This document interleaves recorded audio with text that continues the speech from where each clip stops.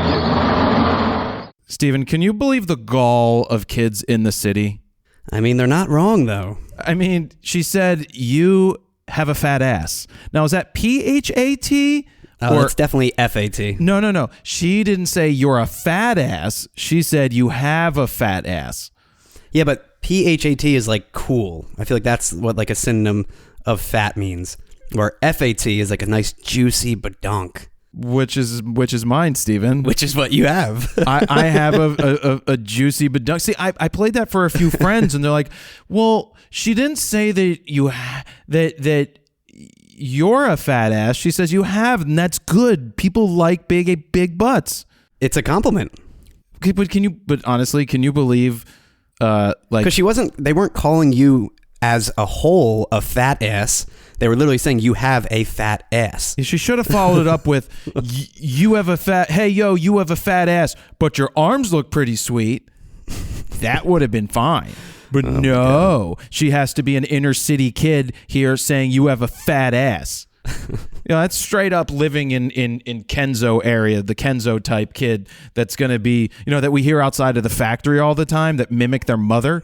The OGs. Yeah, Yep. The OGs that just like yell at everything. I mean, you know how many times I've seen a mother with a stroller and like 4 kids, and she's telling the kid to shut the fuck up?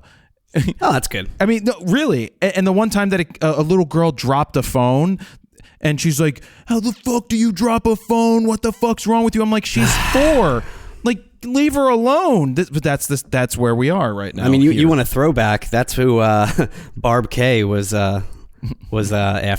Yeah. The Kenzo OGs. Well, Barb K's house was retrofitted and redone and probably sold for a lot of money. Does somebody else live there?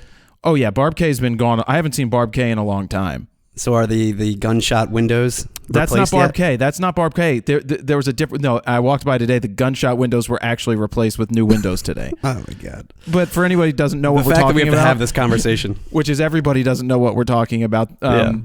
There's a lady that screams quite a bit, and when she's angry because everybody can hear her everywhere, and it's an ongoing thing. Someone did drive by and shoot into her house, unfortunately, and I believe it was over a Facebook dispute. And there was 11, 12, 15 gunshots? I mean, there was a lot. I don't know how just many one gunshots. or two. She was a target for sure. She was a target, and they missed. But anyway, that's no fun to talk about. Hey, guys, Yes. You could text us at 313-710-9729, hashtag RAWtalk4. Have you tried to look that up yet, by the way? I mean, Does it work? see them coming in. I don't understand if it were. Like, I go to search.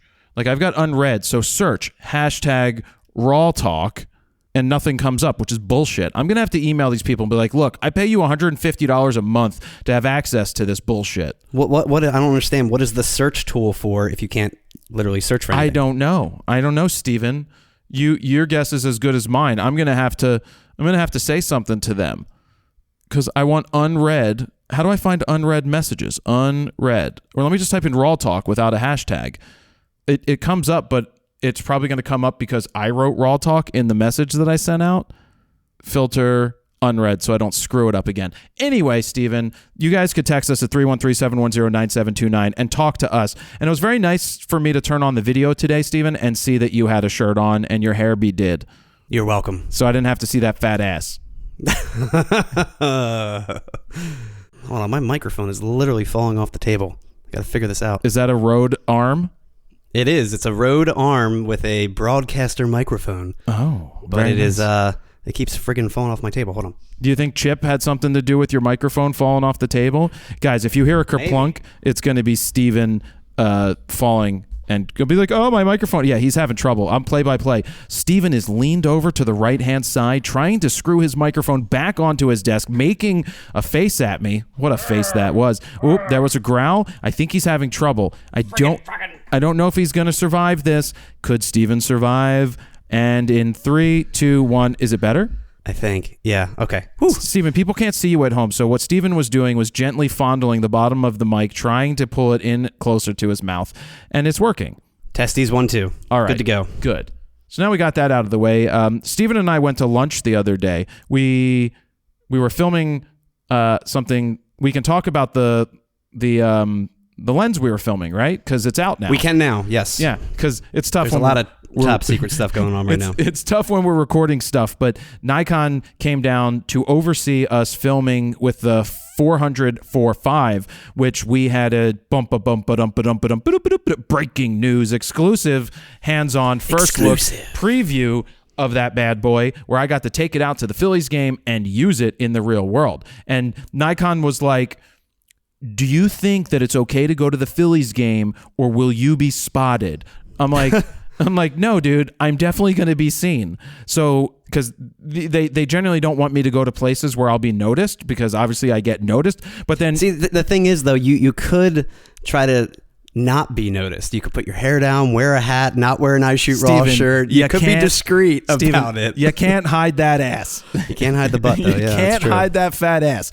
You know, you just can't do it. People, I walk around, even if I wore a hood, you know, and nothing else, and pants, they would see that ass sticking out and be like, holy shit, here comes Jared again. I'm just saying, you don't remotely even try to hide at all. You still clearly wear an I Shoot Raw shirt, afro up. If anyone was the least bit interested in the photo community, I feel like they could spot you from a mile away. Well, you know, within an inning, I had 3 pictures of me walking around the field. There was, hey, look, is this the girl that you brought? Is this the guy you brought to the wedding last week? Yep, that was me. That was her mom or her friend sending. Oh, and then I went to the first base side and ended up on TV.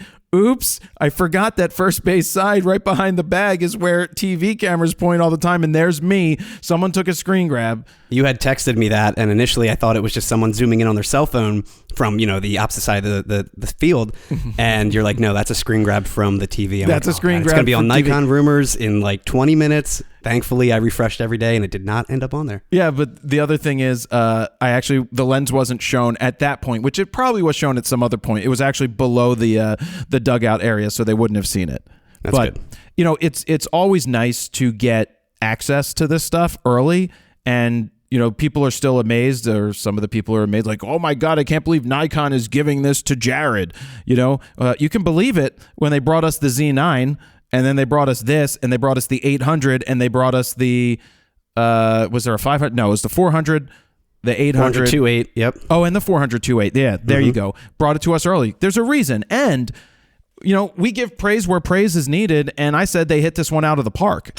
You know? Well, and with the 400-4.5, what I love about it is that you could actually use it in a professional MLB baseball game, in a professional real-world environment, and I feel like most that they give this to will not be able to use it. Now, it could maybe be used as a birding lens or wildlife or something like that. It's kind of short. But I do feel like a majority of people buying this lens, because I do think it's a little short for that, are shooting sports, that kind of stuff, and that's a perfect application for the MLB game. It is. It really is. And you know, it'd be kind of cool is if they updated the 300 PF to a Z lens, because there's a shortage of I talked about this at the soccer game the other night, is that a 300 is not really long enough for soccer.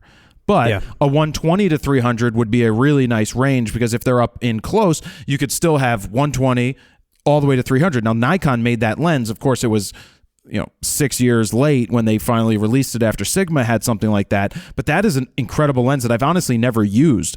Oh, you know what? Why don't I make a note here and ask Nikon to send me a 120 to 300? I'd love to take that out to the park. 120, well, 300. I believe they announced that right around the Z9 time, right? Right around the Z6, Z7 mirrorless. It was the Z6, Z7. It was right around the same time. It was when the DSLR era was kind of ending and we were transitioning into this mirrorless world.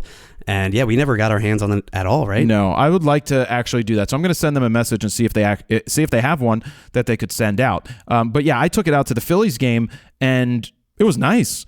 It was light. What I love that you did was the side-by-side comparison photos. The fact that you almost got them exactly lined up from shooting with a 2.8 400 and a 4.5 400. And they weren't done at the same time either. Correct. They were done months apart. But what's cool is that when you have the similar shooting position, and I was able to go back and match these lenses up, or match up the frame and be like, oh, wow. Because the thing that I wanted to know the most was, is there a big difference between 2.8, 4.5, and also a noticeable difference? Yes. Also 5.6, which I don't have the samples of 100 to 400 yet from the Z lens, but that's a 5.6. I'm going to take that out when they start having home games again, and we're going to do a comparison of all three and put them up on the desk downstairs on the bowling alley table and do a side by side to help people decide which 400 is right for them. As a reminder, with this preview that we have, we weren't allowed to tell you the specs, the price, the weight, and we weren't allowed to zoom in on pictures, which is kind of stupid because we actually Nikon wanted to see the video first to approve it, which is something we generally rarely ever do. But in a situation like this where we have an exclusive look and that maybe one or two other people in the country have the same look, we're going to do it because we also know that Nikon in the past, that like when they look at this stuff, they never come back and are like, no, like you can't use this. And even if they did, I'd probably be like, yeah, I'm going to use it anyway. It's typically only if there's something factually wrong that we either said or something from a technical standpoint that maybe we had our white balance completely off or something like that, and it was user error. That's a different story. Yeah, and with other companies that when we've done sponsored content, they generally are like, hey, can we get a preview of this? And we're like, no. But sometimes when they're paying you big bucks, you're like, fine, you can get a preview. And then they're like, can we get, you could just send us a rough cut. And we're like, we don't do rough cuts.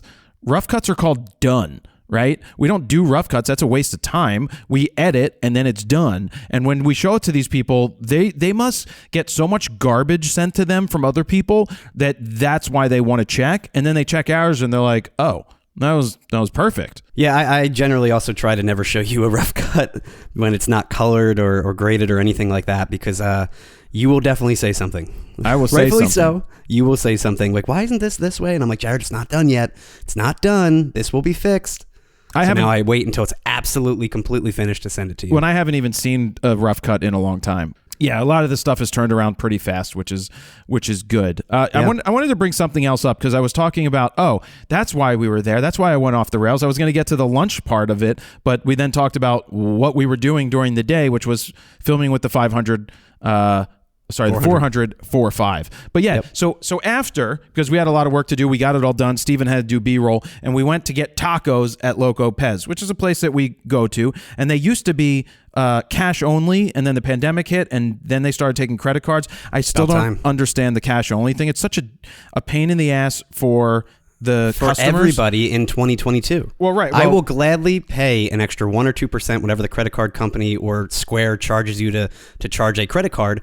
I will pay that. It's called the price of doing business or the cost of doing business. But I'm just saying, if that's the issue, if that's the reason behind not using credit card service. No, it's because they don't want to pay taxes. Yeah, but I feel like it's also the credit card fee too. They use that excuse, but in this day and age, the credit card fee is so nominal. It's not like the old days where it's like 3-4%. It's 2.5% at the most. And yes, that adds up over time, but the convenience factor for your customers is better. Because how many times are they like, oh, we have an ATM machine in the other room? I'm like, well, you make $4 every time someone takes money out. So your ATM is charging me more money than the actual credit card fee. Stop being scumbags. So anyway, the bill comes, and I'm looking at the bill just to see if they add gratuity, because it seems to be a new thing where everybody since the pandemic automatically adds 18 or 20% without question. And did you know, I was having a discussion with someone last night, and they said that it's not legal. You could say, bring it to me without that added, and they have to do that. I'm not sure. Like, that's what my friend who works and used to run restaurants and stuff said. Is that a federal thing, or is that a state by state? I don't know. He's like, you could say, bring it back to me without the tip on there. So, but could you imagine saying that to the hipster behind the bar in any of these restaurants around here? They'd be like, excuse me, what? It's just they couldn't care less. Yeah. It's not worth the discussion. But what happened is I saw a new 3% fee added to the bottom of the check. And it was a service fee that was added to it for... I went over to the bartender and I did it in a nice way because I'm like I'm curious. I'm like, has this 3% always been there or is it new? And she's like, oh, we added it like 2 weeks ago. I'm like, what's it actually for? Oh, it's to cover the kitchen staff. And so it's gratuity on top of this 3% fee. It's a service charge on top of your entire bill, which then you're supposed to give 20% tip. No, so now you're 3% of the bill and 20% of the bill. You are giving. And I don't understand it's to cover our staff thing, because it's really like, well, that's the cost of doing business. Roll it in. And then I was talking to my buddy Josh, who was in kitchens, he's a chef, and he was like, well, they did try where they rolled it in. It was the place called Gerard that went out of business. Remember Gerard that we used to go to lunch? And I don't think that's the reason they went out of business. I think they went out of business because they were so fucking slow and pretentious. That was it. But they did a whole thing where gratuity was already included and all fees were included, and they paid a living wage to their staff, and they ended up going out of business. And what Josh's point was, like, you see $20 French toast, you're going to be upset, versus seeing $15 or $14 French toast, but then there's a 3% service charge, and then you pay gratuity, and it's still $20, but it's a psychology thing. And well, it's a shame because that food was really good too at Gerard. Yeah, the salad was good, and so his whole thing was it's a psychology thing when it comes to money. Right. Mm-hmm. So if you see $14 versus $20, you're going to think that the $14 is fine. For me, I get to the end and it's that bullshit of, wait a second, the shock of, you already knew that it was going to be X and you were going to pay Y plus tip. Now they're adding 3%. And I don't care if it's $3 extra, right? Or $2.40 or $1.40. It's bullshit. I'm curious too, is that 3% based on the subtotal, or is that after the fact once gratuity has been added? No, it's before. It's before that. It's already added. It's a line item. Oh, yeah. Which brings up a discussion that I've had with people in the past about, do you tip on tax? And I've always been like, no, you don't tip on tax. And people are like, you don't work in the service industry. Of course you tip on tax. I'm like, no, I'm not tipping on tax. I'm tipping based off of what I spent. The tax goes to the government.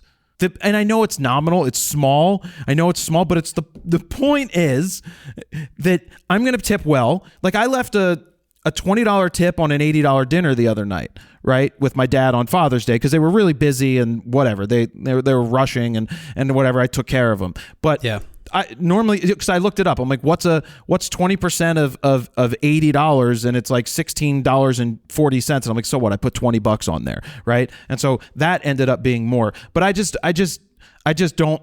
My dad was probably the reason I never tipped on tax, because he would have looked at the receipt back in the day and been like, the fuck is this? What do you mean I'm tipping on tax? So you are your father. Yeah, but see, the problem is it's deeply ingrained. Oh yeah, and you don't forget, but it's kind of true.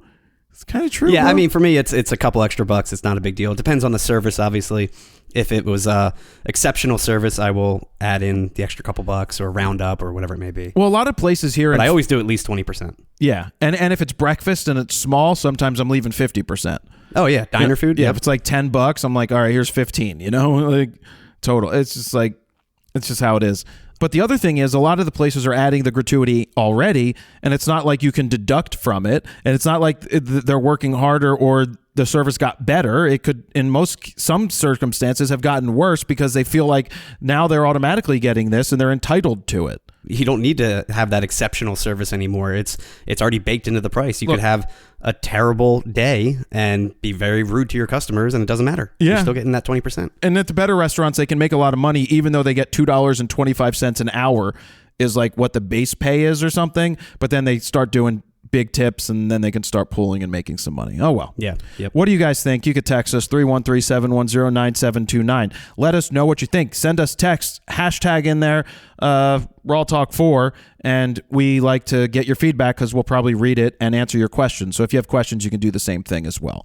What were we going to talk about? The studio tour that we put out? Yeah, people really liked it. I'm super curious to know if my other title would have gotten more views, because I keep looking. I'm like, is it doing okay? Is it not doing okay? It's so still hard to say. As of right now, it's still doing 1,246 views in an hour, which is pretty good. Well, it's only been up for 24 hours. I think we'll start to see a dip about 5 hours after it initially.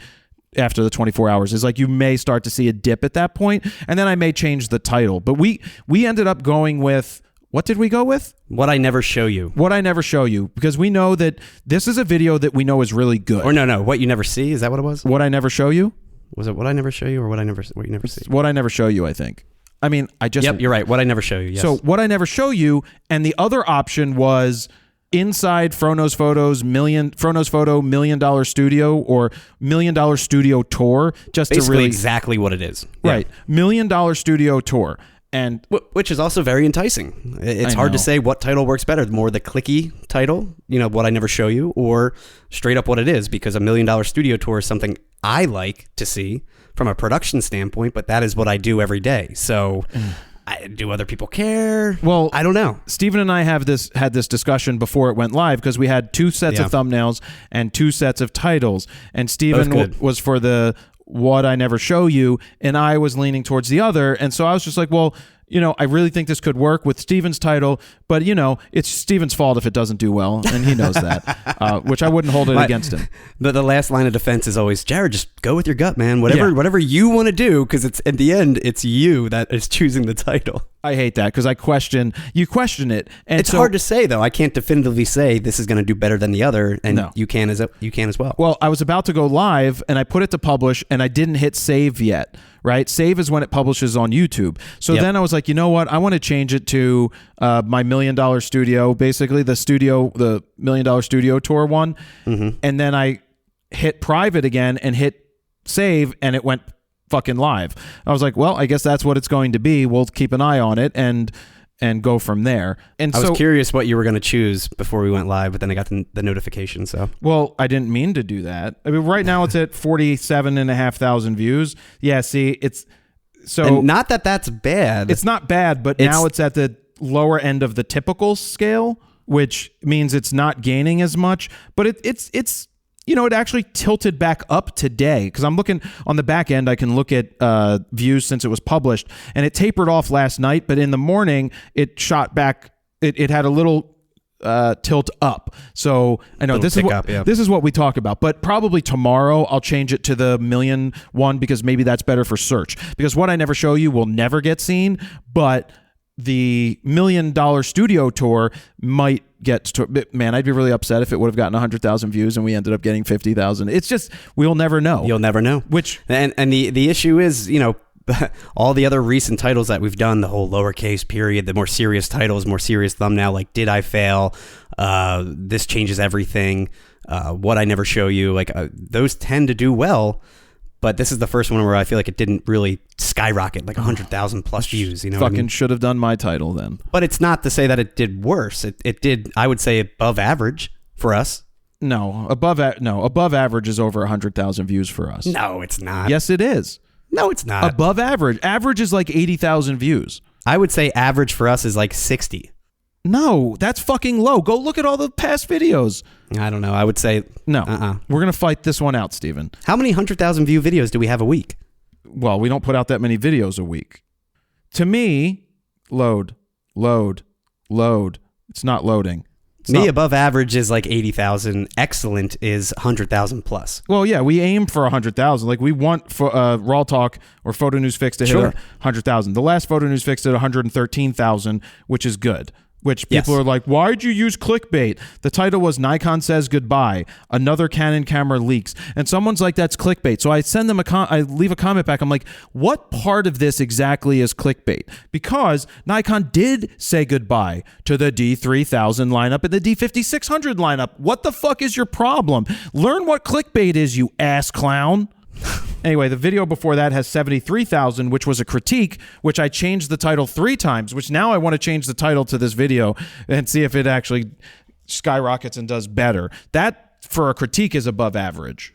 And for those listening, this is typically what we go back and forth with for sometimes even hours, trying to figure out, which title to go with. And then we usually will settle on one, and then last minute you're like, I don't know, I want to do the other one. Or this or that, or it's tough. It's really hard to say, and I don't blame you. It's not easy. Because we want to have videos that get good views. Because the unfortunate part is once they do watch it, like we've always said, they tend to really stick around and watch the entire thing because it is a worthy video. But how do you earn that initial click? That is the hard part. Exactly. That is where your thumbnail and title game have to be on point. Exactly. And because we know that once people click, they tend to watch our content. And with the studio tour, it is, again, just basically a studio tour for the most part, taking you through each set that we have at the Fro Factory, upstairs and downstairs, and how we utilize this space and try to literally use almost every square foot of this entire place.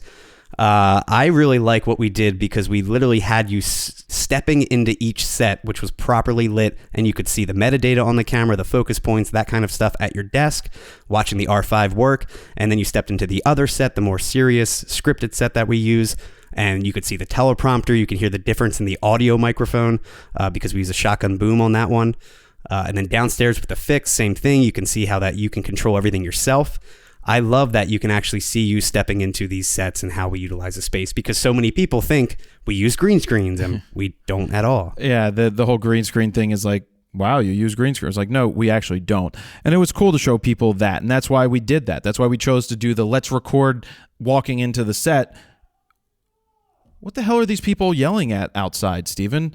I don't hear anything. Well, you can't hear them, but let me look at my doorbell and see if they're fighting, if it's Barb K or not. Uh-oh. Let's About to throw down. I don't know. I hear birds chirping. I don't know if I hear anybody yelling anymore. I'll let you know if I hear anybody yelling again. But some of the stuff with the studio tour, I really like showing some of the production tips, like having simply different color gaff tape on the floor to make sure you have whatever you need for that set in that specific spot, whether it be a light stand or a slider or, the actual table that we use for every set, that kind of stuff, cameras, tripods. Yeah, and the comments have been very good, which is cool. People are like, this was an awesome tour, which then makes me question whether they would have liked it more if it was $1 million studio tour. But I really love that you could show off that you are there a lot of the times by yourself. We set these sets up so you can literally flick some switches, hit record, and you're set. You're ready to go. Yeah, and then that was the point. Upload the stuff for you to download or Dan to download. But yeah, the worst, sorry to cut you off, the worst from back in the day is when we would set up, say, RAWtalk in your kitchen and then have to break it all down an hour later. And it was brutal. We wasted so much time doing that, which is the reason we wanted the Fro Factory. And now we leave everything essentially permanently set up, and it's good to go and ready to go whenever you want to film a video, for the most part. Exactly. Well, yeah, I still like having you come in and help with certain things. But the thing that people asked a lot about is, why was the camera set to f1 and 7/8? Yes. So the Canon R5 and R6, I believe. Actually, I'm not sure about the R6, but the R5 definitely does it, where in video mode only, you can enable 1/8 aperture increments, f-stop increments. So you can literally go from 6/8 to 7/8 to the actual next f-stop. So it says f1.0 and 7/8, but actually you're right below f2 at that number.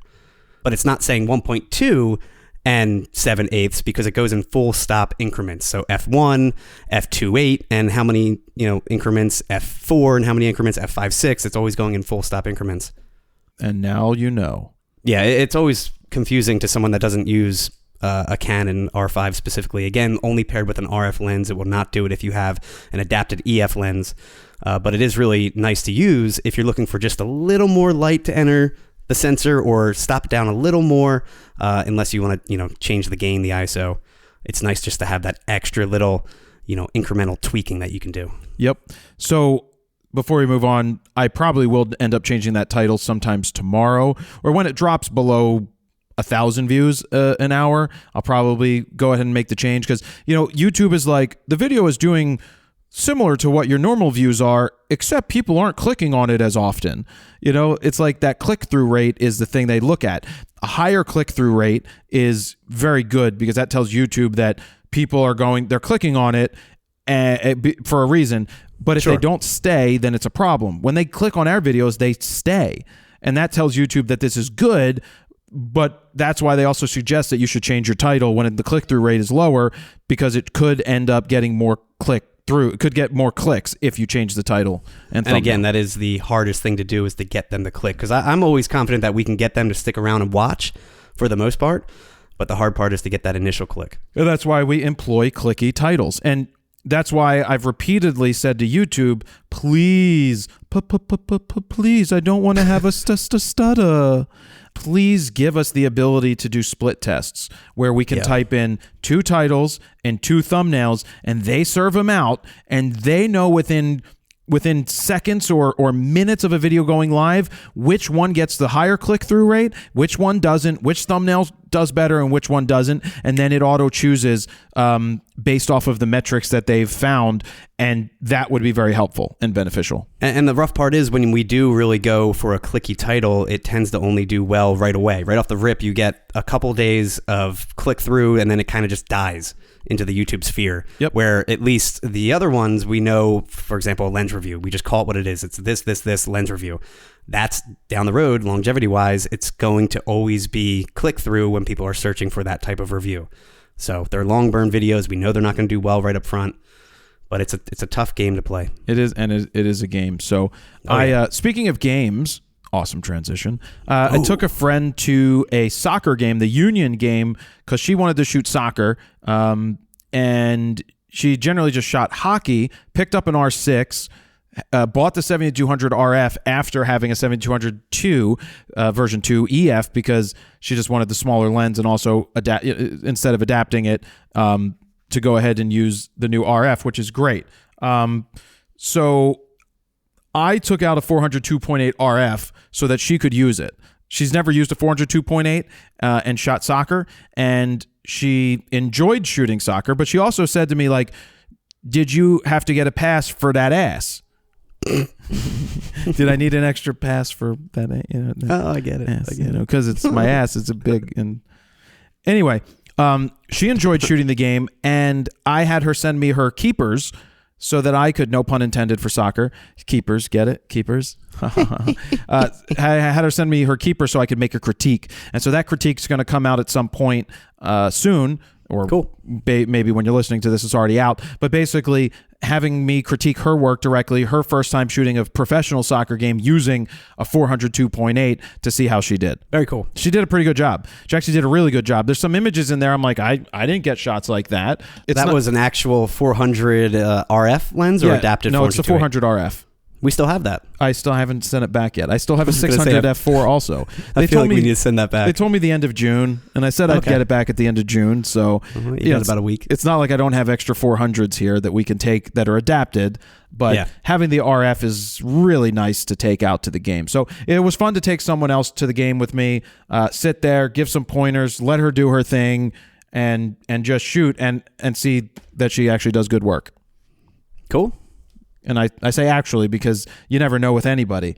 And I give props where props are due, and that was that. Did you get to use the 400 4.5 at that game as well, or no? No, we don't have it anymore. Oh, that was after the fact. Yeah, this was Saturday night. Okay. Yeah, this was Saturday night. And you gave that back Thursday. And we gave it, but they took it with them. Nikon took it with them. Yep. They wouldn't let us keep it, which I could have taken it to Chicago to shoot when I went to the Cubs games, but I wanted to take the R3 and utilize wider angles because that's what I want to shoot. And that I'm going to be probably recording this week or early next week the critique of my work from the sports photographers who are going to look at my stuff and critique it from like a Sports Illustrated, old Sports Illustrated when it actually meant something, from a standpoint of Sports Illustrated. Tell me what they like, what they don't like, what they would like to see, give me some pointers, give me some tips, and then give me some suggestions. Awesome. The other thing I want to talk about is we talk about Instagram all the time, and Zuckerberg was recently saying, we're not done with photography. Photography is still an important part, and we're making some tweaks. He's full of shit there. But he starts showing off all this stuff about the metaverse. They put $10 billion into the metaverse last year, and they are not seeing a return as of now because how many people actually bought Oculuses, right? Oculus, Meta Oculus. It's not called the Oculus Rift anymore. And what he was showcasing was this new 360 optics and technology that they're working on, which is going to make it feel so much more real. And I sit there and I go, can we just do real world, please? Why are we trying to replicate the real fucking world and not live here, but live in fake fucking universe? Basically what he's trying to create with this metaverse and all the Web3 talk, which has thankfully died down now that, thankfully died down because everybody's like, oh, Web3's the future. Okay, we want decentralized. No, fuck off. But anyway, it's basically like he was reading Ready Player One, and he's like, we're going to live inside of the Oasis from Ready Player One, which is still one of my all-time favorite books. Not so much the movie. The movie was okay. The book is a million times better. Please read the book before you watch the movie because the book is just awesome. But that's the premise of the book is that it's in the not too distant future in like 2044, and kids go to school in essence, the metaverse. It's called the Oasis. They put on haptic feedback gloves and sit in haptic chairs, and they go to schools and they interact in these things, and the world's going to shit. So everybody's hiding behind these glasses and in the fake world. And that's basically what he's trying to create, and I hope it fucking fails. I don't hope it fails. It's the Matrix. It's that Bruce Willis movie, Surrogates. There's so many movies that are very similar. Yeah, I'm not saying that I want it to fail altogether. I think there's applications and uses for certain things, but I think this idea that we're going to just interact and live in this fake world is the wrong mentality. I think we need to be more in touch with reality and with people, touching actual people. I agree. What's next? We going to put halos on our head and have sex with our long-lost granddaughter? Do you get that reference? And use three seashells when we go to the bathroom? First off, was it you who told me that the theory is that Lenina Huxley is his like great-great-great-great-great-granddaughter or something? I don't know if it was me that told you, but I heard the same thing. I can't recall at this point. It's been a long time. I went and read it. We're talking about Demolition Man, and I never thought that maybe that was his great-great-granddaughter, because I have to go back to the beginning and who survived from his family, the big one. I guess there was the big earthquake out there, and I think someone did survive, and so maybe it really was his great-great-granddaughter that he ended up having halo sex with. Which fucking sounds amazing. God, can we please do wow, I would pay for that. I just think in general with this metaverse stuff, we should almost be steering away from social media, from that virtual world. We need to start getting back outside. We need to start interacting with people from a one-on-one human perspective. Granted, right now I sit here. We're not in the same room for those that don't know because there's no video. Yes, we are. Hey, Steven, I'm right behind you. We are on Zoom right now. I am at my house. Jared's at the Fro Factory. Even though we might sound like we're right next to each other, we're actually talking virtually to each other. So it's almost the same thing, but at least we're still interacting in our own bodies, right? We're still in our bodies. Unless in you the have, real world? Do you have one of those? It's like having a phone call. Well, do you have one of those penis socks on that that the future of sex toys is the woman has the one end, earmuffs if you fucking care about earmuffs. Fuck earmuffs. They're working on these toys because sex toys are usually the first toys or the first technologies that advance, and then everybody else picks up on stuff. So think about this. There's like a sleeve, and Steven would wear the sleeve.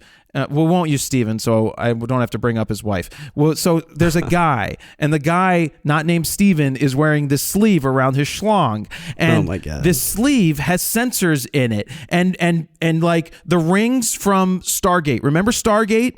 Not the Stargate that opened, but the rings when they get beamed up to that ship. You know how that comes down, and it's like, well, those things come up and down around the shaft of your thingy thing, and then inside of her. Okay, you get the picture. Okay, I'm going to move on.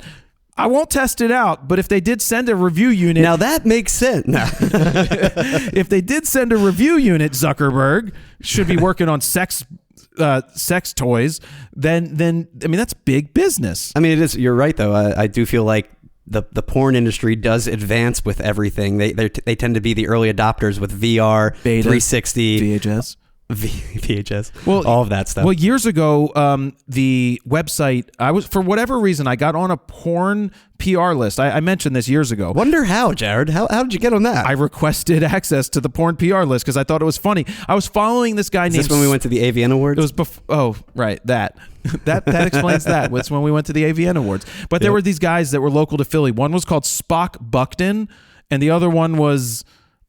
I forget what they were called, but they did these funny videos, and they didn't take it far enough. They didn't do it long enough to actually get some traction because it would have been funny. But I actually ran into the guy on the street one day, and he was surprised that someone recognized him. But I'm like, I love your videos, man. It's Spock Buckton. Yeah. I love your videos. So I ended up on the list. And so this website's like, would you like to try an access link to VR porn? I didn't have VR goggles at the time, but someone named Todd Wolf did. I was like, Todd, would you like this login? And then you could tell us what you think about it. He's like, no, yes. He was like, no, don't send it. Text message comes in, please send it. My private email, send to that one. Private email, I'm in the basement. Morgan, I'm working. Gene, I'm working. Don't come down here. Are they happy tissues? We're sad We're tissues. sad tissues. Ah, the old Todd Wolf. Yeah. May he rest in his basement, where he's probably sitting right now. Yeah. Speaking of movies, Todd Wolf, we're not going to talk about his movie, but did you see on Netflix a movie called, not Netflix, on Apple TV, they bought a movie called Cha-Cha Real Smooth? No. With the 50 Shades of Grey woman. No. She's very pretty. I like her. Want to touch the hiney?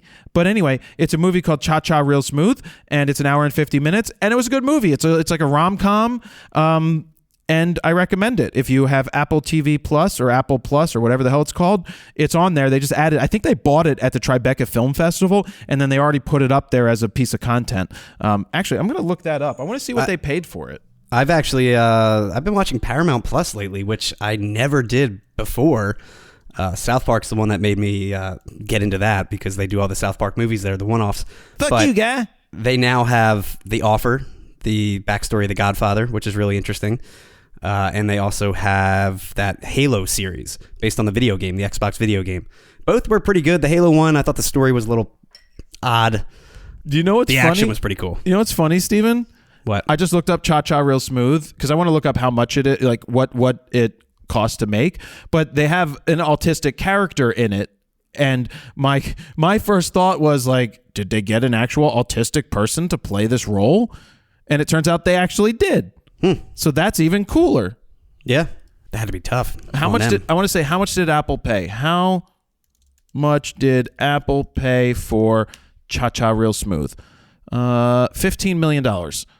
Sundance Charmer. Oh, it was from It's like Sundance Charmer. 1 penny for Apple. Picked up Apple TV and $15 million deal. So yeah, they sold it for $15 million, and it went to Apple TV Plus. So I recommend you guys go ahead and watch that. It was an enjoyable watch, and I liked it.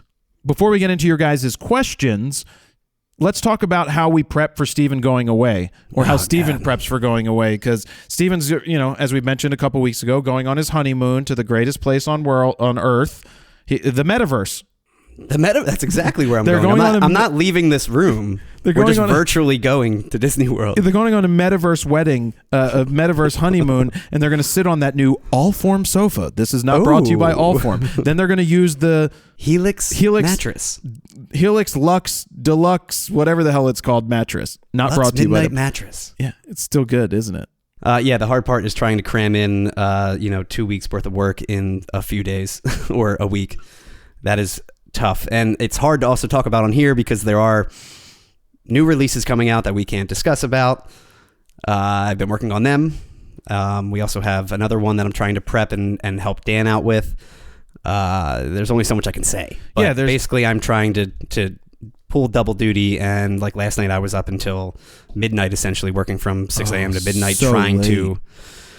It has to be done. It's late. I know. The other part of the prepping is I don't like when Steven goes away because I get lonely, and so I'm lining up things for me to do, like my critiques. I've got my critiques. I've got like 6 or 7 or 8 critiques to put out. Sorry, not to put out, but to record. They're the 15-minute rapid fire critiques. I've got some longer critiques of my work to get looked at. I'm going to go shoot some things. I'm hoping to get R7 and R10 in this week so that if I do go to the soccer game again on Sunday, that I take out a new camera to shoot and not have to take an R3 again. I may be going to the Motley Crue show because I know Ricky Rocket of Poison, who is the drummer for Poison, said he could get me a pass, and I'm making sure that it's not the 3 songs are out pass, but maybe just to walk around the stadium or go early and walk around the tailgate and maybe do some stuff, get some content. That's what I'll be working on. But how long are you away again?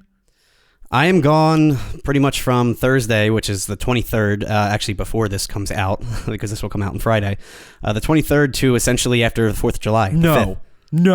Yep. No. I mean, I technically come back the 1st, the Friday night, July 1st, but then I'm not coming back into work until the 5th. That's like I'm going to count the days. See, Steven has this science down where he knows exactly which days to use so that it makes it longer, because it's not, we don't count weekends. Smart. Well, it is smart. You don't count the weekends and stuff like that. So let's see. You're going away the 23rd. That's 1, 2, 3, 4, 5, 6, 7, 8, 9, 10, 11, 12. That's 12 days in a row, like full days in a row, where he's not going to want to talk to me. That's like 2 whole weeks almost. It's called vacation. I don't like vacation, Steven. I do. Are you gonna check in at all? Nope. You're not gonna check in at all? Nope. What if something comes up and I got to talk to you? I mean, you can always call me. It's not like I'm going to be, stranded on a island somewhere. You wish you were instead of Disney.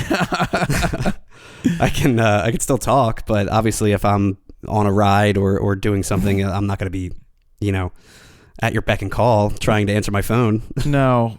And that means that next week's RAWtalk will probably just be solo Jared RAWtalk. Yes. Because I don't want to screw up the audio by being like, hey, Manny, come on. Or, hey, I could ask Vanessa to come on.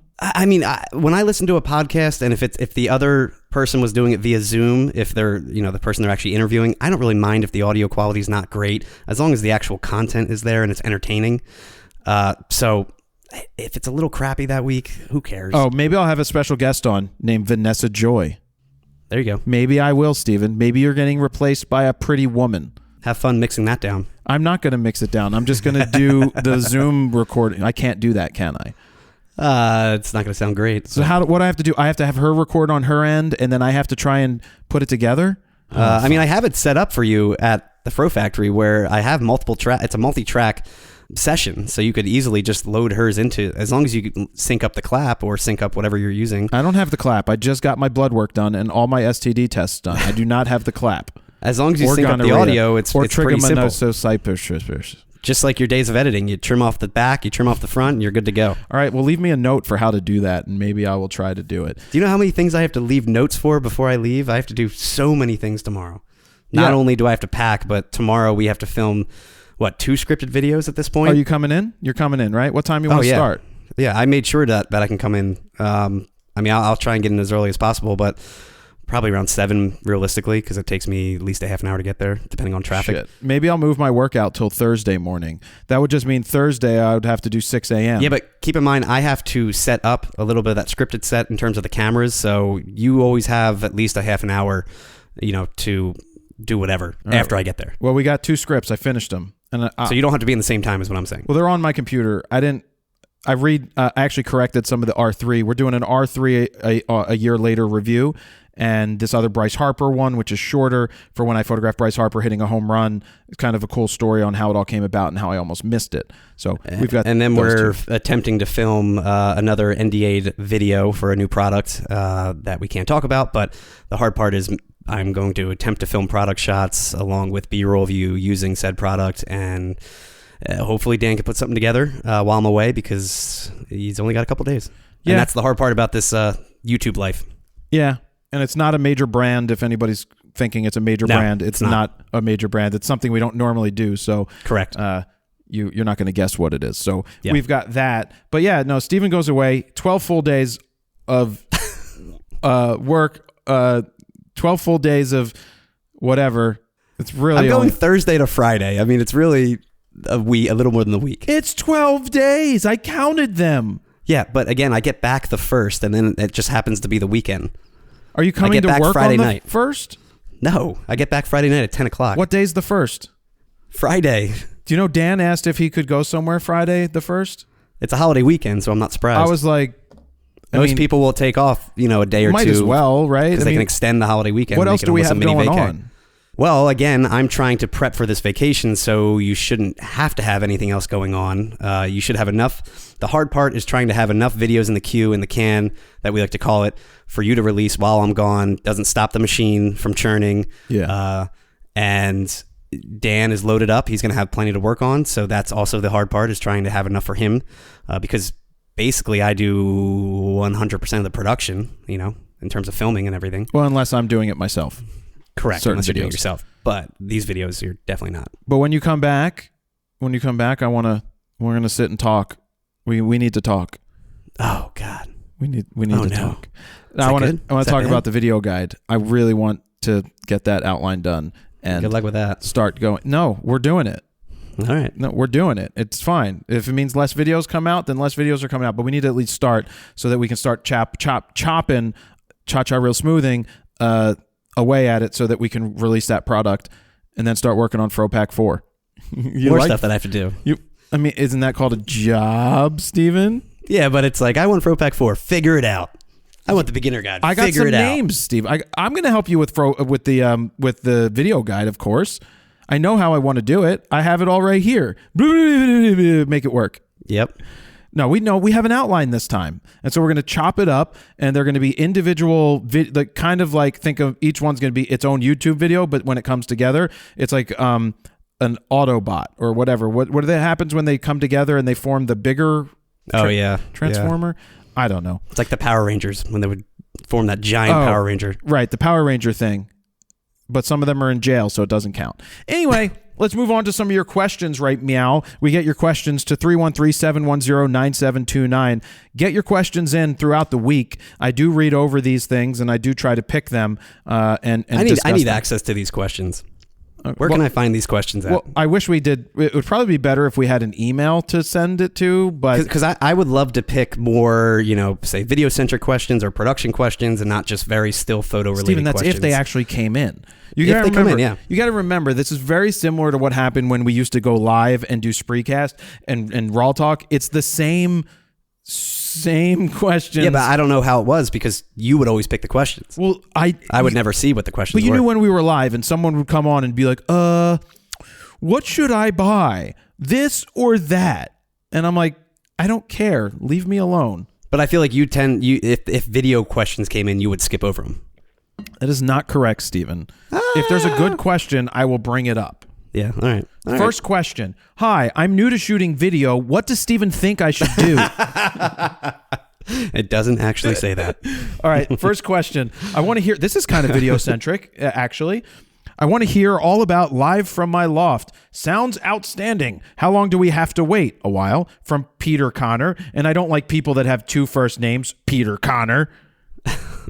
God damn it, you. Live from My Loft is an idea that I had years and years, a decade ago, that I wanted to do bands playing my house. Actually, we did have a band play my first loft. We got really close to doing it at your second loft as well. If you remember, something happened, though. Yes, I do remember. To that specific artist. Yeah, I do remember what happened to that. Yeah. So that we were happen. close, though. Mm-hmm. Yeah. Oh well. But basically, now that I own a building where I live, I can, and I've got drum kit. I got the whole setup going. I want to do live. Jared, from my do you play all those instruments? I don't have the cymbals yet. Shut the fuck up. And they're not set up. But I did take home gaff tape from Gaffer Power with different colors, so I can at least make it look cool on the drum mat when I put down the different color tape. I already thought about this. Like the cymbal stands are gonna get green tape around the feet, and that will correspond with the green tape. Then the snare stand will get like pink tape, and that will like correspond. And then we'll use like the yellow orange tape for something else. I got it all in my head. I just always think of I Love You Man when what's his name? Paul Rudd's asking the one guy, he's like, oh, you play piano? I see the piano you got over there. He's like, decorator, put it there. He's got decorator. John Favreau doesn't give a shit what he says. So the premise behind Live from My Loft is bands come in and play in the loft, and we film it. We film it, cut it into something cool. You know that they've got the tiny desk thing, which they stopped doing actually tiny desks because the offices were closed for COVID. So did they really?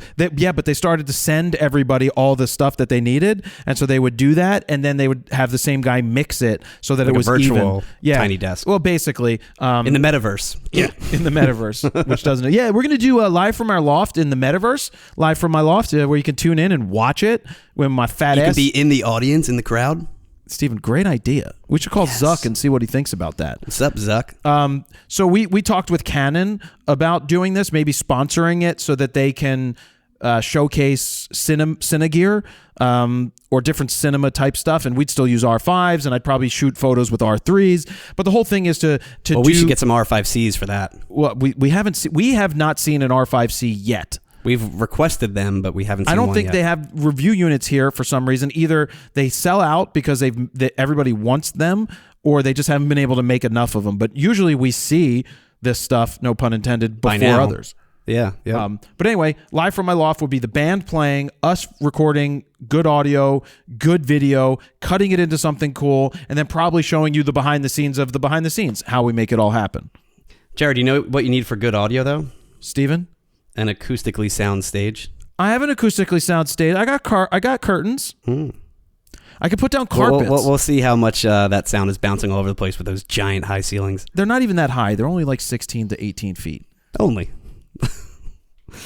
I just know you're not going to want to put any acoustic panels or anything to make it sound better. It's just going to be it is what it is, which it might. Dude, for example, the radio station, when we had our actual production room, our live studio, it was literally carpeted from top to bottom. The walls, the ceiling, every single part of that was carpet, and we had acoustic sound paneling on top of that right below the band, and we had drum kits. Make sure the drummer's not bleeding over to every other microphone. Yes, Yeah, Jared, you're raising your hands. What I'm going to say is, and how's the radio station doing these days? They're still on air. They're still on air. I'm but just saying, who's better? to make it sound good, that's what needed to be done. Yeah, well, we'll see. Now this is if we're talking like if we're having like a rock band. If we're doing acoustic, we can probably get away with what you have at your loft for the most part. Well, I did buy an amp, and I hear it is a face melter. Turn it up to 11. 11. 11. 11. Goes to 11. It goes to 11. Well, what's different between 10 and 11? Well, it goes to 11. I really need to watch Spinal Tap. Me too. But yeah, that's that. Hopefully Live from My Loft does happen one time. Canon was on board with it. We just need to go and make it happen. And I could see getting legit bands too. We're not talking about just local acts. I could see us getting legit bands. National touring acts. I know a lot of people. And I think when the new promotion is not so much radio anymore. Exactly. Let's go online and do YouTube and whatever else. The only problem is how the fuck do we title it? But yeah. Gavin DeGraw came to town for 2 nights. He would have been perfect, but we were away at the Canon shoot for the R7 and R10 in Orlando. That would have been a good one because I know Gavin. And what I was thinking is, he plays the first show. That means he has the next day. He probably doesn't need to do sound check again because it's already set up. He could have come in. The piano I would have had tuned. We would have been able to do that and have his guitar guy come in and sit there acoustic and have him do, I don't want to be anything other than what I've been trying to be lately. I mean, usually those days are reserved for local media. So I would say we would be considered local/national media at that point. Yeah, we could make it happen. All right. Moving on to the next question from Steven, and not this Steven. Oh, me? Hey, Jared, possible question for RAWtalk. Oh, is it possible? Maybe. Do you recommend purchasing extended warranties on camera gear? Generally speaking, the answer to that is no. Not from Best Buy or those places. But this says, I recently purchased an R5 and live in Wyoming. My gear is constantly in the elements. The Canon Care Pack is $185.99 for 2 years and $369.99 for 4 years. Is it worth it? Can you work it? Is it waiting for it? I was waiting. So honestly, I didn't know what the hell Canon Care Pack Plus was, and this portion of RAWtalk is not brought to you by Canon Care Pack Plus yet. Until I go to them and say, hey, would you guys like to sponsor something? Because, I didn't even know about Canon Care Pack, and you guys don't, and I just gave you a free fucking plug. So what does it cover is the question. Well, that's a great question. Care Pack Plus offers. This is reading right off the website because I went to the Google Magoogle. It's actually pretty interesting. Canon Care Pack Plus offers protection from accidental damage, such as drops, spills, power surges, and more, including normal wear and tear. Normal wear and tear is not even covered with insurance. Beyond that standard warranty period. So beyond the standard warranty period, with a Care Pack Plus, a damaged product will be repaired to good working condition or replaced with an equivalent product. Sounds very similar to what damage protection was at Ritz Camera, except it's actually backed by a company that doesn't fucking suck. Like Ritz Camera. So here's what it offers. Care Pack Plus program benefits included with a valid Care Pack plan, an active Canon account. See terms and conditions below for complete details. So protection from accidental damage, coverage for normal wear and tear, service and support directly from Canon, camera maintenance with sensor cleaning. I'll read that one. It says, Canon maintenance services designed to help keep your gear in optimal working conditions is included for EOS cameras and EF RF lenses 1 time per year for each year of your coverage period. That's pretty good to get sensor cleaning. That's usually like $100 at a store. It basically sounds like some of the perks you're getting from being a CPS member or something. Oh, you're right. Very similar. Transferable, complimentary customer support, which probably sucks because what are you going to do? You're going to call the Canon people and they're going to be like, what should I buy? What do you think? It's going to go, oh, I think you should buy this. Yeah, no. Anyway, 5 business day services. What's that? Canon's on the phone. They're not happy with what I just said. Oh, well, good. Tell them they're not sponsoring yet. And even if they were, I'd still tell them it's bullshit. Was that good, Steven? Was that good? Anyway, so good. 5 business day service, no additional cost for priority service with fast, reliable repairs and minimal downtime. Most claims are serviced and shipped within 5 business days, or in Steven's case, 12 days, because he's away 5 business days. Hey, I get it. There's more. But wait, there's more. Always genuine Canon products, $0 deductible, free 2-way shipping, and image recovery. With image recovery, we can help retrieve your lost or corrupt images or videos so you won't lose your precious memories. Included with cameras, camcorders, and printers with a memory card slot only. To be honest with you, that sounds pretty enticing for 4 years. Let me get out my math calculator here. Let's see. We've got the number. Where's my calculator? Calculator. We got $336.99 divided by 4 is for $84.24 a year. You get this coverage. And I mean, just to have the cleaning for this, Steven, I make a note. Contact Canon and tell them they need to give us money. Steven's writing a note in his hand fakely, but you guys can't see because this isn't a video. Call Canon and say, holy shit, this actually sounds like a good deal. It actually said, but it doesn't cover theft or it's something getting stolen. I mean, for a $4,000 product, paying for 2-year coverage, $185? It's not terrible. Oh shit! I forgot though. What is it per item? Isn't he just referring to the R5 that he bought? That's the R5. But what if you want to get Camera Care Plus on your lens? See, I would think it's per item. Still, for $84 a year, I think that's pretty good for camera coverage. I do agree, although I'm not one to typically get these types of coverages, warranties. This one actually doesn't sound bad for a camera, especially like if you get an R3 and the R3 is wait. How is it? Based I would off assume they base the pricing expensive? off of the actual. There's no way it could be the same pricing for every single product. Wait, dude, there's got to be a percentage or. Wait, there's a phone number to call if you've got more questions, and it's a 1-800 number. No, 1-8333. I don't know what 1-833 is. Let's see, 227. We've got a lot more questions to go through. We do. We may have to save those for when you're not here. To ensure the best service, your call may be monitored or recorded. Okay. If you'd like assistance activating a care pack plan, we need to tell them that they might be recorded too. Oh shit. Please press 1. If you've already activated Oh shit. the care pack but have questions You're right, about Steven. coverage, It could be illegal to record them. if you're an authorized dealer and would like Shit, I don't know what number I'm supposed to please press. 3. What? 1? Maybe it's 1. If you've already purchased the care pack, Oh, fuck you. You got me all worried. You're right, Steven. I shouldn't be recording them unless... But they said I might be recorded. So, they'd pick up and I'd be But like... they told you. They told me. So I'd be like, you might be recorded on my end too, by the way. Anyway, I'll find out more about this because now I want to know. It says enter your model name or keyword to find a plan. R3. It has to be a percentage. US R3 body. I'm sure it's double. It's $500, so it's $494.99 for 4 years. That's not bad on a $6,000 Yeah, so camera. it's an extra $200. No. The other one was $336 for. Yeah, that's $336. This is not $494, Steven. That's not. Okay, $160-ish. Yeah, get your fucking math right. So for $123 a year, you've got that coverage and one cleaning. That's really not that bad. Or it's $274 for 2 years. But are you going to have this camera for 4 years is always the other question. Anyway. Especially these days. That's interesting. That's super interesting. I actually like that question because I didn't know what that product was. And now we're going to go to Canon and be like, yeah, you should advertise with us. All right. Let's see. You want to pick the next question or should I just go down the list? Just go down the list. Okay, this is from Robert Spivak. Ignoring gear and photo editing processing, what should be the single most important thing to get better at doing if one wants to improve as a photographer? Do you have that, or you want me to start off? I mean, for me, it would be having a creative eye and composition. That was going to be my answer as well. That is something that not everybody has, and it's tough to work on. I feel like you either have a creative eye or you don't.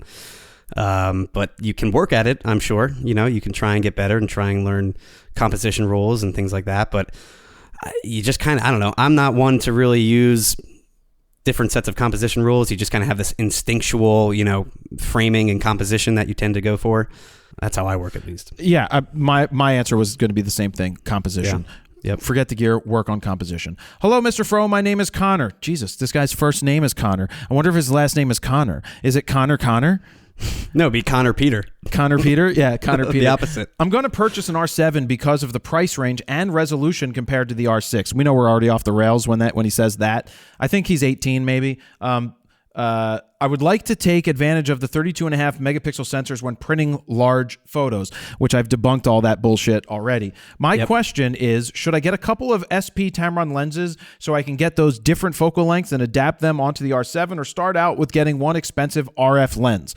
I think I picked this because I just really want to hammer home this point again, that if I had to choose between an R7 or an R6, I'm taking the full frame R6 any day of the week over the R7. Even though the R7 is good, but just don't sit here and think that 32.5 megapixels in a crop sensor somehow equals better than 20.1 megapixels in a full frame. And keep in mind that R6 sensor, the 20 whatever megapixel sensor, is the same one from the 1DX Mark III, their flagship camera. I mean, You're getting a $6,000 sensor in a $2,500 body. Yeah, so the answer is, if you're going to get an R7 and you want to add glass, I have no problem with adapted glass, but I would probably look at buying EF lenses over Tamron lenses at that point, because you should be able to get less expensive EF glass used at this point. I do question, though, with the R7 shooting either 15 or 30 frames per second, if that Tamron adapted AF can compete, can actually, focus. Yeah. Because a lot of those lenses will max out at, say, 15 frames a second, so you're going to have a lot of weird, jittery, probably out of focus shots if you're trying to shoot 30. Yep, gotcha. Next question from Salvador. Please discuss the future proofing of our digital files. DNGs. See, I remember at the beginning of that, everybody was like, you should convert all of your RAW files to DNGs, which then made them smaller at the time, but you were still throwing something away. Yeah, I still don't understand the lossless compression of a DNG. I don't either. But future proofing of your files, I mean, I can't see that these files would become obsoleted. As long as Adobe is around, they're going to continue opening all these RAW files. There's stuff from way back in the day called Genuine Fractals. I don't know if Genuine Fractals is still an app. Let me look it up, Steven. Genuine Fractals. Yeah, for me, I'm just sticking with the native RAW file, and I'm sure Canon will always support my R5 RAW files, and Nikon will always support the NEF files to some extent. Same with Sony. DNGs are kind of scary to stick with. Yes, I agree. I wouldn't be that afraid of DNGs, but I wouldn't go converting my RAW files to DNGs and then throwing my RAWs away. I wouldn't be throwing out the RAWs. Give me the originals. But so Genuine Fractals was this app that you would buy back in the day, and it would grow your image to make it bigger for printing, so it would add more shit. And you would save it in this Genuine Fractals format. And it looks like they were bought by... so as of version 7.0, the product... Okay. The Genuine Fractals products were acquired by Lizard Tech in June 2001 before ultimately being acquired by On One Software in July of 2005. As version 7.0, the product was called Perfect Resize, and as of version 10, On One Resize. There are 2 more features in the Genuine Fractals plugin. So technically, maybe those files could still be opened this day and age, but the future is just keep your RAW files and keep your Lightroom libraries optimized. Keep your RAW files. Keep your sidecar files if you really want to worry about them. I think that you will have fair warning before something gets obsoleted, because we still have this Kodak Reels thing over here where you can take stuff from 1940 and 1930 and 1920 super 8mm film and scan it. So I feel bad for all the people that took their 16mm and 8mm reels and had them transferred to VHS to shitty fucking quality, and then those VHSs started to die, and then they maybe don't have the reels, or they didn't transfer to DVD, and then now they don't even transfer to DVD. Everything's just straight up to digital. So before something obsoletes, that's what you should be doing. All right, next up, we've got a question from Steven, Steven. Steven, spelled the wrong way. I realize that mirrorless is the standard now, but those of us with thousands invested in high-end DSLR equipment feel abandoned. What do you think? I don't think you should feel abandoned at all. I think if you want to continue to shoot your DSLRs and you're fully invested in that, there's absolutely nothing wrong with that, and you can get some really amazing DSLRs for really inexpensive that were top-of-the-line cameras that other people are dumping, and pick up other glass. But speaking of dumping, if anyone want to buy a 5D Mark IV and 100mm macro and a 16 to 35 2.8, you still have that? You should donate that. All of my DSLR gear. You should donate that to Fun Day Photographers, Steven. Oh yeah, it's a write-off. It's a write-off, yeah. A write-off. Yeah. So I don't think you should feel abandoned. I think you should feel invigorated to move up into the other world. I really do. Your lenses can adapt. Like if you're a Canon shooter, those lenses are going to adapt. If you're a Nikon shooter, the lenses are still going to adapt. Anything else you want to add to that? No, like you said, I mean, you could still get some incredibly high quality images from a DSLR. We're not saying at all that it's a piece of shit, throw it out, this second. I would not, just because you're not in the mirrorless train, I wouldn't say that your gear is secondhand at this point. No, exactly. Next, we got a question from Tony. I wonder if it's Tony Northrup watching our show. What do you guys argue about the most when it comes to cameras or gear? Where do you guys not see eye to eye? Oh, good question. I would say when it comes to video specs. Oh, I don't give a fuck.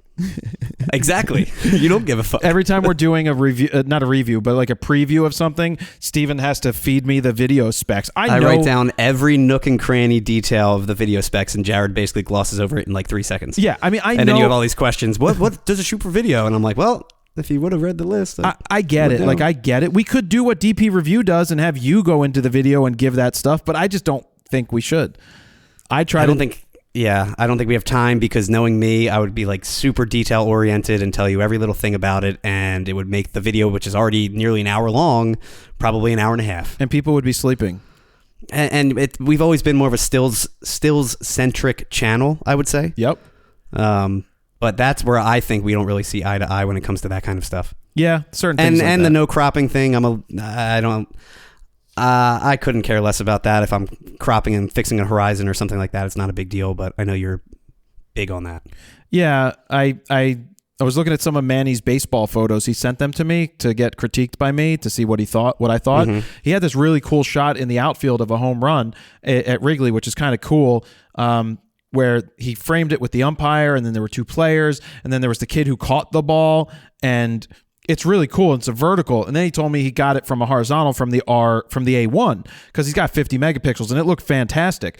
I guarantee you that if I went back and looked at a lot of my images, yes, I could change them and make them better or more attractive by doing it. I'm going to choose not to do it. So for me, it's always been with the concert environment, the very quick paced photographing an artist. You never know what you're going to get. It's very hard to focus on composition when you're just trying to get the shot.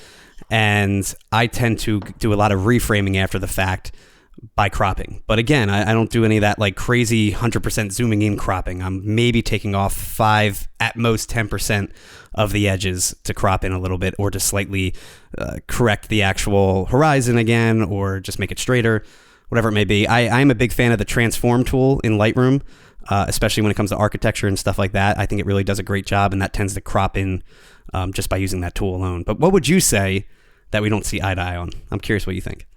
Sometimes when I say things that you might think are offensive that I don't think are offensive. I do have to play PC police when it's a public forum sometimes. I'm like, Dan, I did something funny. You want to hear what it is? He's like, oh, I think that's good. We should check with Steven to see what he says. Hey, Steven, I'm usually here's one the like, joke. nope. He's like, nope. And I'm like, yeah, I'm still going to do it. Prime but example. when Todd was here too, he would say the same stuff. Well, Todd would say nope. He would be like, private jokes in public places. Well, the one do it. The one time, so you got to be very careful with jokes these days. Sure. We ended up using. I like to do self-deprecating jokes because no one can and get I offended. think that's the best. Right. And so there was a gay-leaning joke that we did a long time ago on RAWtalk, and Steven was not on board with it, rightfully so probably, but we saved it by using Seinfeld saying, not that there's anything wrong with that. And that's what made it jokey and funny, and we're going to go with it. Steven wants to err on the side of caution more often than me, and I rather just go with it, and nobody really says anything anyway, or they just disappear and we don't know anyway. So, hey, let me interrupt you there.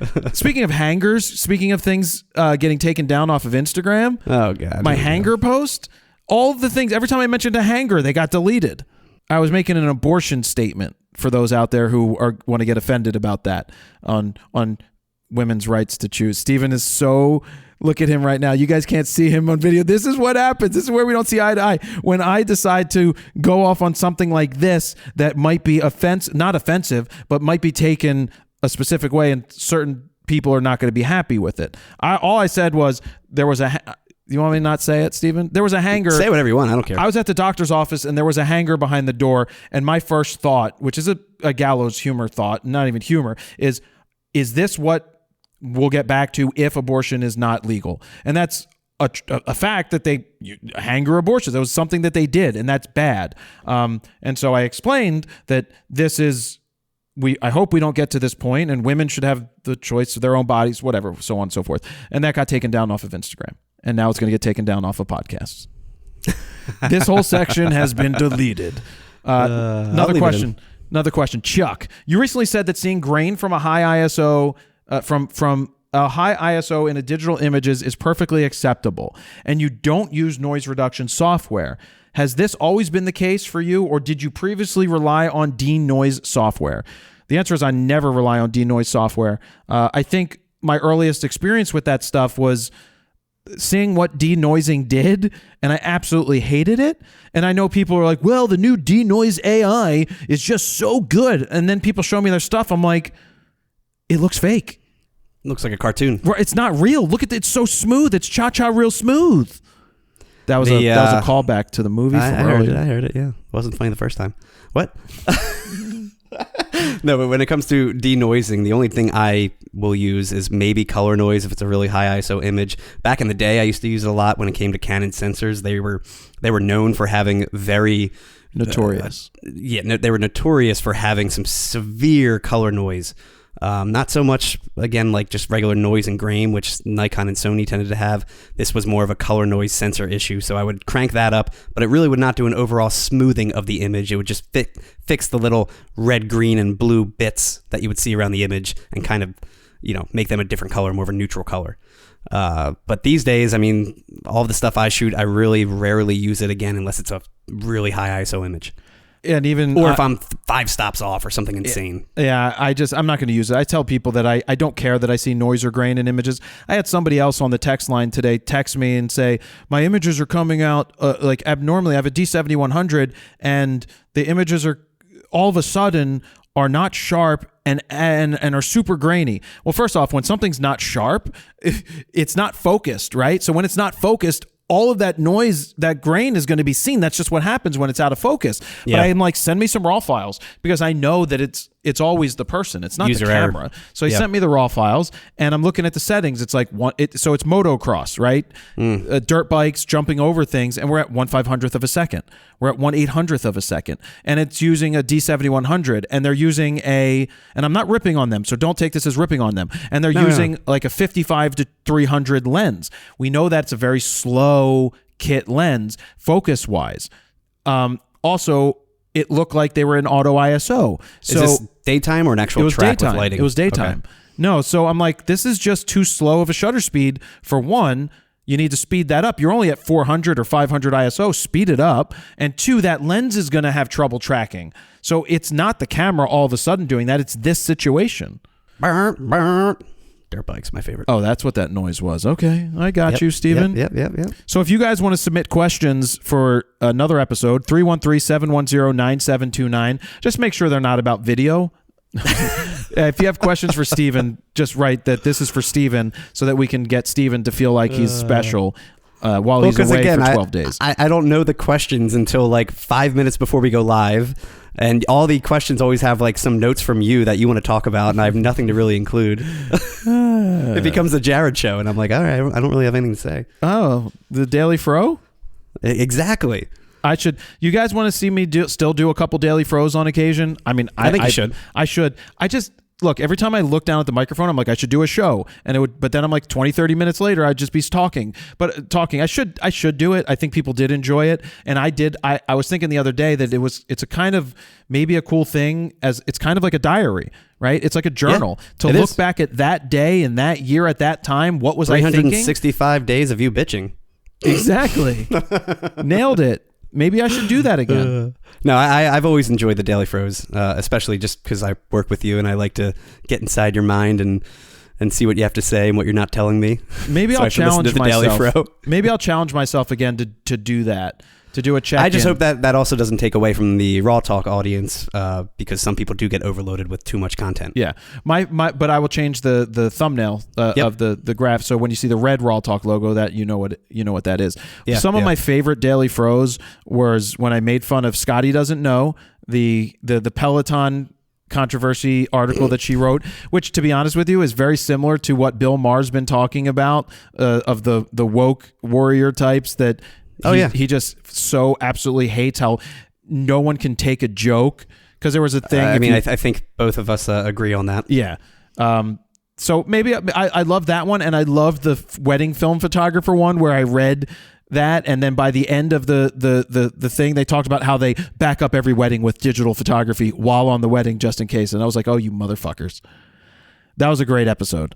Classic. Instant classic. It was a classic. I don't remember what number it was, but you should go back and find that one where it's me ranting about film photography, and also Scotty Doesn't Know is another episode. They were super close behind. Oh, and then the one during the pandemic where these people met, and they decided to go to Mexico. During the pandemic, they like just met and this whole thing happened. And I was like, oh, wow, they don't sound privileged at all to not worry about work and just leave. I'm like, maybe they died. And then I keep reading and they were like, oh, and then she got deathly ill. And I was like, yes, maybe she's going to die. Oh my God. She didn't actually die. I thought it was just funny. Jesus. All right, we're wrapping it up. This is episode 4 of RAWtalk Reboot. Steven is going to have fun in the land of Disney. Oh, hello. Oh, I'm Goofy. Hey, Mickey, will you tingle my balls? Oh, my God. On that note, we'll see you in 2 weeks. How many weeks? 2 weeks. 2 weeks. Thank you guys for listening. Again, number 313-710-9729. Give us your feedback. We like it. We like it. We like it. We take it. We enjoy it. I'll wrap this up because we got work to do. Thank you guys very much for listening. Steven, say goodbye. Bye. Thank you guys. Jared, PolinFrontosPhoto.com. See ya. See ya. No, Steven, I get last word. See ya. I get last word. Don't do it. I get last noise. I get last noise, Steven. Fine. Less noise. And cut. No, less noise.